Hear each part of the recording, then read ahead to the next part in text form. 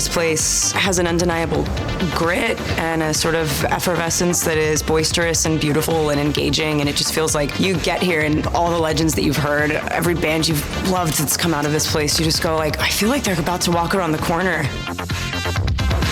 I think it's very clear when you put a foot in Manchester to see how Mancunian are audacious creators. I love this whole mix of creativity we have here. Might it be here of different mediums, might it be the embroideries, the photography, the poets. At the same time, that's what the artisans do in the craft of Chanel. And I understand how you can be so inspired to do things about it, like Virginie can be. The combination of Chanel and Manchester was such a special moment to discover the artists and incredible, creatives that are in the city right now.